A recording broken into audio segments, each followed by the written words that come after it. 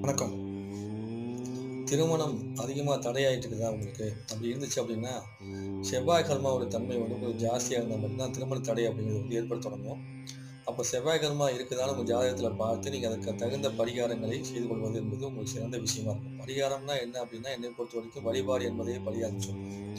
அனுதினமும் வழிபாடு சரியான முறையில் செஞ்சுட்டு வந்தீங்க அப்படின்னா, உங்களுக்கு திருமண தடை அப்படிங்கிறது நீங்க தொடங்கும். எவ்வளவு நாட்களுக்கு நீங்க திருமணம் தடை இருக்கிறதோ, அவ்வளவு நாட்களுக்கும் நீங்க வந்து வழிபாடு வந்து செய்யணும். அதுபோக ஃபெவல் மெடிசின்ல அதற்கான மருந்துகள் வந்திருக்குது. அதை உண்டாலும் சில நேரத்தில மனமாற்றம் ஏற்படும்போது, உங்களுக்கு வாழ்க்கையில் மணமாலை சூடுறதுக்கான வாய்ப்பு வந்து அமைவதற்கான வாய்ப்பு உண்டு. உங்களுக்கு அப்படி ஏதாவது ஜாதக ரீதியாகவும் உங்களுக்கு ஃபெவல் மெடிசின் சம்மந்தமானது வேணும்னாலும் 99447658 அப்படிங்கிற தொடர்பு கொண்டு அதுக்குரிய கட்டணத்த கட்டி நீங்க ஜாதகத்தையும் தெரிஞ்சுக்கலாம்.